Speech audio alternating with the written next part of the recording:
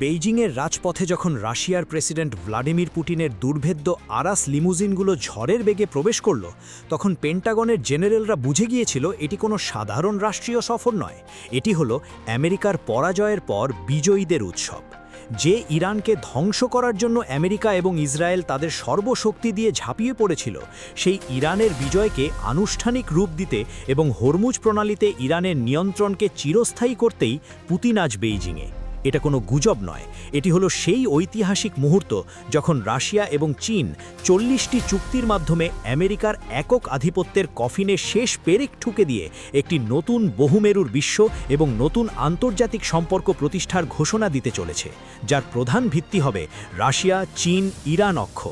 মধ্যপ্রাচ্যে আমেরিকার অপমানজনক পরাজয়ের ঠিক পরেই কেন পুতিন এবং শি জিনপিং এ ঐতিহাসিক বৈঠকে বসছেন?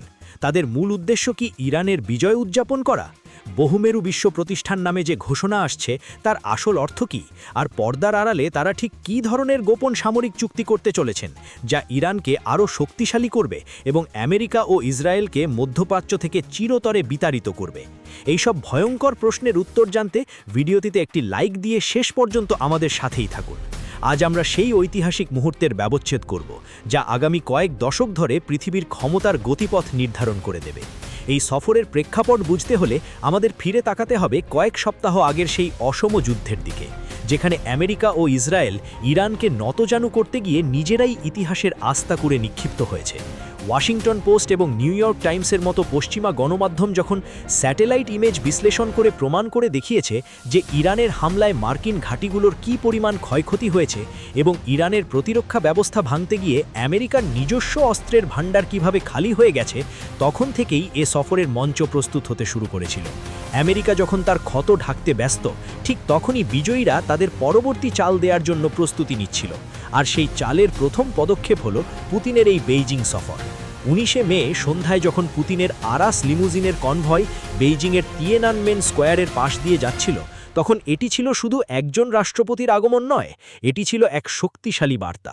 আরাস লিমুজিন নিজেই রাশিয়ার জাতীয় অহংকার এবং সার্বভৌমত্বের প্রতীক। এটি কোনো আমেরিকান ক্যাডিলাক বিস্ট নয়, এটি হলো সেই রাশিয়ার প্রতীক যে রাশিয়া পশ্চিমা বিশ্বের কোনো নিয়ম মানে না, নিজের নিয়ম নিজেই তৈরি করে। পুতিনের সাথে ছিল এক বিশাল প্রতিনিধি দল। শুধু কূটনৈতিকরাই ছিলেন না, ছিলেন রাশিয়ার সবচেয়ে সিনিয়র সামরিক কর্মকর্তা, গোয়েন্দা প্রধান এবং জ্বালানি ও প্রযুক্তি খাতের শীর্ষ ব্যবসায়ীরা। ক্রেমলিনের মুখপাত্র দিমিত্রি পেসকোভ এ সফর সম্পর্কে বলেছিলেন, প্রেসিডেন্ট সবচেয়ে গুরুতর প্রত্যাশা নিয়ে বেইজিং যাচ্ছেন। এই গুরুতর প্রত্যাশার আড়ালে লুকিয়েছিল বিশ্বজুড়ে ক্ষমতার মানচিত্র নতুন করে এঁকে দেওয়ার এক সুদূর প্রসারী পরিকল্পনা। আর এ পরিকল্পনার কেন্দ্রবিন্দুতে রয়েছে ইরান। প্রকাশ্য এজেন্ডায় হয়তো অর্থনীতি, জ্বালানি বা ইউক্রেন সংকট নিয়ে আলোচনার কথা বলা হয়েছে, কিন্তু এ সফরের আসল এবং গোপন এজেন্ডা হলো ইরান। পুতিন এবং শি জিনপিং তাদের মিত্র ইরানের অসামান্য পারফরম্যান্সে শুধু সন্তুষ্টই নন, তারা গর্বিত। ইরান একা হাতে আমেরিকার মতো একটা বড় শক্তি এবং তার আঞ্চলিক সহযোগী ইসরায়েলের সম্মিলিত আগ্রাসনকে কেবল প্রতিহতই করেনি, বরং তাদের এমনভাবে পরাজিত করেছে যা পশ্চিমা বিশ্বের সামরিক অহংকারকে ধুলোয় মিশিয়ে দিয়েছে। ইরান প্রমাণ করেছে যে আমেরিকার অজেয় এই তকমা একটি ফাঁপা বুলি ছাড়া আর কিছুই নয়। এ বৈঠকে পুতিন এবং শি জিনপিং একযোগে আমেরিকার বর্বর আগ্রাসন এবং এর পেছনে থাকা ইসরায়েলের কাপুরুষোচিত ভূমিকার তীব্র নিন্দা জানাবেন। তারা বিশ্বকে এ বার্তা দেবেন যে স্বাধীন এবং সার্বভৌম দেশগুলোর উপর পশ্চিমা বিশ্বের এ ধরনের হামলা আর মেনে নেওয়া হবে না। এটি শুধু একটি মৌখিক নিন্দা নয়, এটি হলো ভবিষ্যতের জন্য একটি রেড লাইন বা চূড়ান্ত হুঁশিয়ারি। এই বৈঠকের মাধ্যমে রাশিয়া এবং চীন কার্যত ইরানের আনুষ্ঠানিক সুরক্ষা কবচ বা প্রোটেক্টর হিসেবে আত্মপ্রকাশ করবে। তারা নিশ্চিত করবে যে ভবিষ্যতে আমেরিকা বা ইসরায়েল যেন ইরানের দিকে চোখ তুলে তাকানোর আগেও হাজারবার ভাবতে বাধ্য হয়। আর এই সুরক্ষার সবচেয়ে গুরুত্বপূর্ণ অংশ হল হরমুজ প্রণালীতে ইরানের নিয়ন্ত্রণকে স্থায়ী এবং অপ্রতিরোধ্য করে তোলা। এতদিন আমেরিকা তার নৌবহর দিয়ে হরমুজকে নিয়ন্ত্রণ করত এবং বিশ্বের তেলের সাপ্লাই চেনকে নিজের ইচ্ছে মতো ব্যবহার করত, কিন্তু ইরানের বিজয়ের পর সেই দিন শেষ। এখন হরমুজের চাবি তেহরানের হাতে, আর পুতিন শি জিনপিংয়ের বৈঠকে সেই চাবিকে আরও শক্তিশালী করার সব রকম ব্যবস্থা নেবেন। কিভাবে তারা এটি করবে? প্রথমত, প্রযুক্তিগত সহায়তার মাধ্যমে রাশিয়া ইরানকে তার সর্বাধুনিক S-400 বা এমনকি S-500 এয়ার ডিফেন্স সিস্টেম সরবরাহ করার চুক্তি করতে পারে, যা হরমুজের আকাশকে একটি দুর্ভেদ্য দুর্গে পরিণত করবে। অন্যদিকে চীন তাদের স্পেশাল ইলেকট্রনিক ওয়ারফেয়ার ইউনিটকে স্থায়ীভাবে হরমুজের তীরে মোতায়েন করতে পারে, যা মার্কিন যুদ্ধবিমান এবং ড্রোনগুলোকে আকাশে অন্ধ করে দেওয়ার ক্ষমতা রাখে। অর্থাৎ যে প্রযুক্তি ব্যবহার করে ইরান মার্কিন F-35 এবং ড্রোনগুলোকে ভূপাতিত করছে, সে প্রযুক্তি এখন আরও শক্তিশালী এবং স্থায়ী রূপ পাবে। দ্বিতীয়ত, একটি কৌশলগত নিরাপত্তা চুক্তির মাধ্যমে এই বৈঠকে এমন একটি বোঝাপড়া তৈরি হবে যে হরমুজে ইরানের সার্বভৌমত্বের উপর যে কোনো হামলাকে রাশিয়া এবং চীনের জাতীয় স্বার্থের উপর হামলা হিসেবে গণ্য করা হবে। এর ফলে আমেরিকা যদি ভবিষ্যতে হরমুজে কোনো সামরিক অভিযান চালানোর চেষ্টা করে, তবে তাদের সরাসরি রাশিয়া এবং চীনের মুখোমুখি হতে হবে, যা একটি তৃতীয় বিশ্বযুদ্ধের ঝুঁকি তৈরি করবে। পেন্টাগন এ ঝুঁকি কখনোই নিতে চাইবে না। তৃতীয়ত, জাতিসংঘে কূটনৈতিক ঢাল হিসেবে কাজ করার মাধ্যমে রাশিয়া এবং চীন তাদের ভেটো ক্ষমতা ব্যবহার করে আমেরিকার যে কোনো ইরান বিরোধী প্রস্তাব বা নিষেধাজ্ঞাকে প্রতিহত করার অঙ্গীকার করবে। এর ফলে আমেরিকা আর আগের মতো জাতিসংঘকে ব্যবহার করে ইরানের ওপর চাপ সৃষ্টি করতে পারবে না। আর সবশেষে আসছে সেই ঐতিহাসিক ঘোষণা, বহুমেরু বিশ্ব প্রতিষ্ঠা এবং নতুন ধরনের আন্তর্জাতিক সম্পর্ক স্থাপন।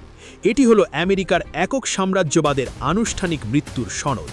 এই ঘোষণার মাধ্যমে রাশিয়া এবং চীন বিশ্বকে জানিয়ে দেবে যে একটি দেশের ইচ্ছায় বা একটি জোটের স্বার্থে আর পৃথিবী চলবে না। এখন থেকে প্রতিটি অঞ্চলের নিজস্ব শক্তিধর দেশগুলো তাদের নিজেদের ভাগ্য নির্ধারণ করবে এবং আন্তর্জাতিক সম্পর্ক তৈরি হবে পারস্পরিক সম্মান এবং সার্বভৌমত্বের ভিত্তিতে, কোনো প্রভুভৃত্যের সম্পর্কের উপর ভিত্তি করে নয়। এই নতুন বিশ্ব ব্যবস্থার ভিত্তি স্থাপন করা হবে সেই 40টি ডকুমেন্টের মাধ্যমে, যা এই সফরে স্বাক্ষরিত হতে চলেছে। পশ্চিমা গণমাধ্যম এগুলোকে সাধারণ অর্থনৈতিক চুক্তি হিসেবে দেখানোর চেষ্টা করবে, কিন্তু এর আড়ালে লুকিয়ে আছে এক বৈপ্লবিক পরিবর্তন। এই চুক্তিগুলোর মধ্যে রয়েছে এমন সব গোপন সামরিক ও প্রযুক্তিগত সহযোগিতার ধারা, যা রাশিয়া, চীন, ইরান অক্ষকে একটি অপ্রতিরোধ্য সামরিক অর্থনৈতিক জোটে পরিণত করবে।